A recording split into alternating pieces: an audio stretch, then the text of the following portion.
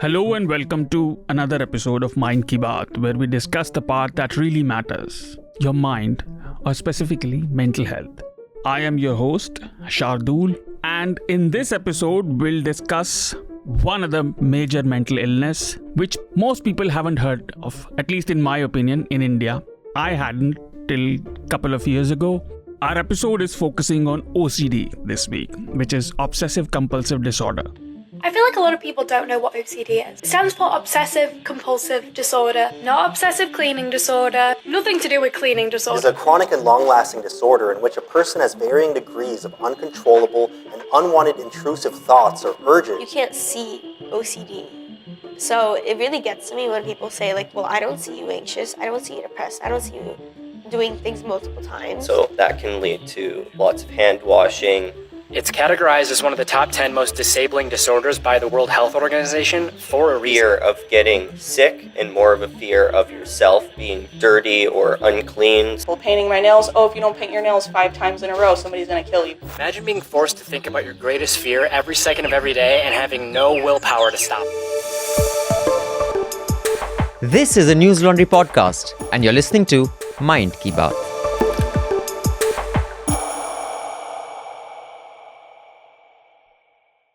And to talk about it, we have with us Nipuna Singh. Nipuna is a forensic and counseling psychologist with over 8 years of experience. She works in the area of sexual abuse, crime and trauma, adverse childhood experiences, and of course, OCD. So she is currently a PhD scholar at Delhi University. Our second guest is Manvi Tiwari. She is a lived experience expert and activist of OCD and anxiety. Manvi sits on several advisory boards and councils, including Generation Unlimited India's Young People's Action Team at UNICEF, Country Leadership Committee at the Global Mental Health Peer Network, and many other such organizations. Manvi was also one of the youngest speakers at the World Health Summit 2022 in Berlin. So, welcome Nipuna and welcome Manvi, both of you. Welcome to News Laundry. Thank you for having me. Thank you so much. Apologies if I sound anxious because I am. Today is my anxiety day, but it cannot be helped. People who listen to this podcast would understand. But before we move ahead, let me give you a brief and a very general definition of OCD, and then we'll go to experts. OCD, or Obsessive Compulsive Disorder, is considered to be the 4th most common mental illness in the world. But what is OCD? And when I was researching it, I found that it can affect people of all ages and gender. And there is no specific age or gender criteria that one or the other would be affected more by it. Now, what OCD does is, it affects, how do I put it? Everyone has felt obsessive about something because it's a word which we use commonly. But sometimes we use obsessive for people being passionate.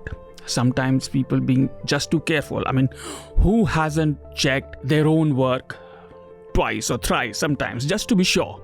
But what OCD does is, when this behavior, when these intrusive thoughts or impulses become so extreme that you end up doing them at least for 1 hour a day, which I read. Yes.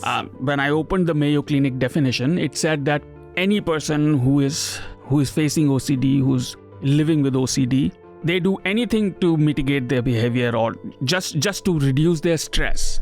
They have to do it at least an hour a day. And this becomes so extreme that even if they know that activity would not reduce their stress, they still do it because not doing it would increase their stress further. It may sound confusing, but that is why we are here. So, Nipuna, I would like to come to you first. For our listeners and for me as well. It sounds like... Anxiety? No, not anxiety, but the disease itself is quite nuanced because I feel a bit obsessive about news. I work in a news organization, but I don't think I am stressed by or stressed for consuming news. Although I am a news junkie, I consider myself a news junkie. But I have seen a couple of people in my life who I now know with the benefit of hindsight that they were suffering from OCD. And I'll give you the example, then I'll give you the flow. I knew an auntie wouldn't be the right word, she was near the age of my grandmother. And she had this thing for cleanliness, which I didn't know what it was. but she was so obsessive about it, because there is no other word I can find, that even if somebody sat on her bed for 5 minutes, she had to change everything. The sheets. Yeah. She had the foot mats. She had to clean the utensils. She had to clean the sofa and the floor if somebody walked on it for over 5 minutes. And as kids, like I was, I think 8 or 9 years old, I found it a bit funny. And I am sorry to say, but full disclosure, that's what we do at News Laundry. I used to make her life trouble for a bit. But now I know that that might have been, and I think most probably it was OCD.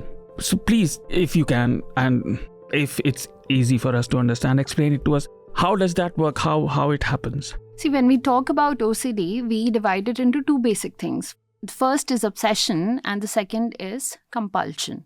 So when we talk about obsessions, what are obsessions? When we say, oh, I'm obsessive about these things. So we generally are talking about that I'm meticulous. I double check it and I make sure that it's correct.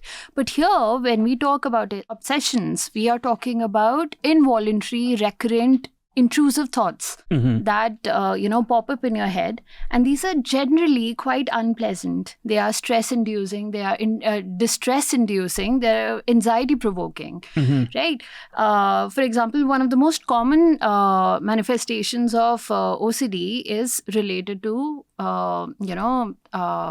getting dirty or coming in contact with germs or getting sick off of other people, right? So you have these intrusive, persistent thoughts in your mind that will tell you that, if that person sits on my bed, they're going to give me some kind of a disease, they're going to give me some kind of germs. But what is different is that even I'm a cleanliness freak. Okay, I have different clothes that I wear outside, and I do not sit with those clothes on my bed. Okay. And I don't let my friends put their handbags on my bed or sit on my bed.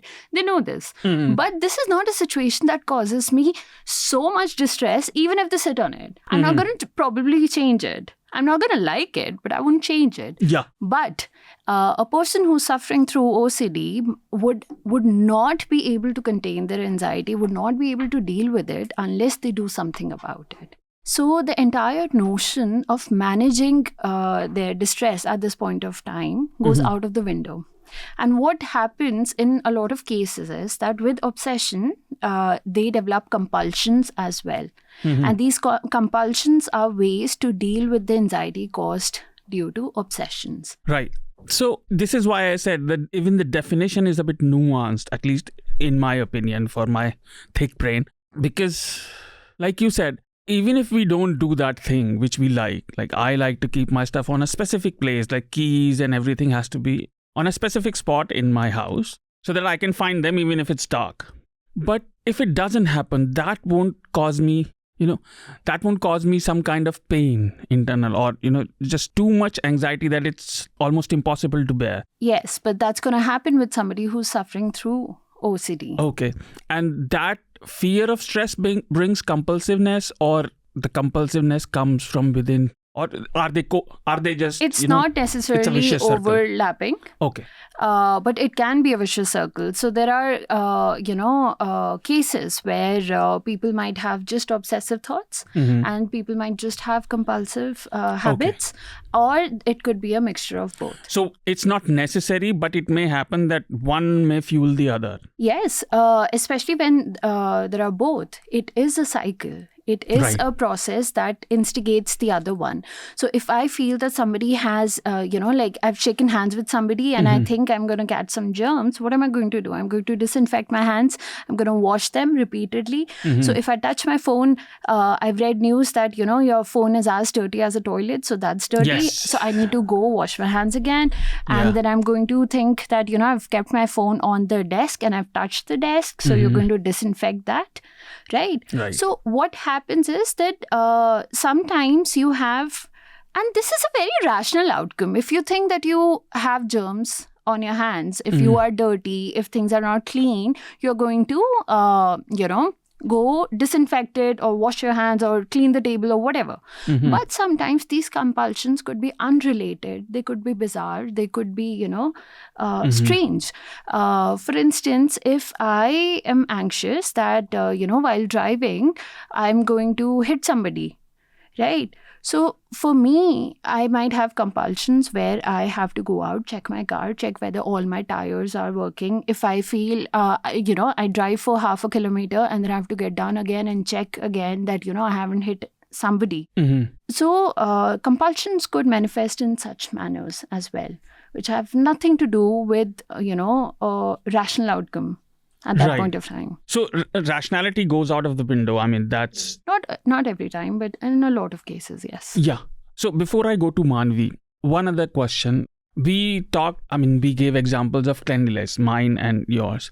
Can you give us at least a couple more that how this obsessiveness or compulsiveness of the behavior may translate itself into life for people to understand? So I give the example of germs and cleanliness because it's the most common sub-criteria. But there are others as well, people who like symmetry, they like perfection, things to be in their own order. Then there are people who feel that they're not in control of their aggression, that they might abuse somebody. So they worry they keep getting these intrusive thoughts that, I'm going to abuse somebody, I might slap somebody, I might hit somebody, or there could be, recurrent thoughts about taboo things. Okay. Involving sex, religion. Yes. All those kind of things. And another question popped into my head, which seems to be related. Are there any subtypes of OCD? There are no subtypes as, in general, but there are subcategories. There are some areas that we see that has more prevalence. Okay. I've talked about the germs. Yes. And I've talked about the symmetry. And these are the things that we see quite a lot and which is common in most people.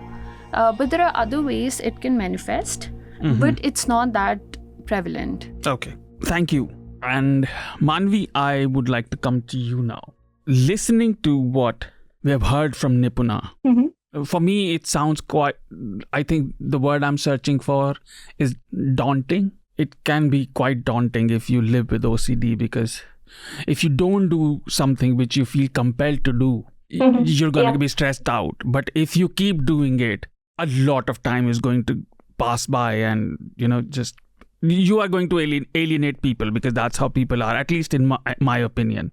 But you talk about it regularly. You have been talking about it. Please educate us how you manage it and how you deal with it on day-to-day basis, which is most important and most difficult to understand for people.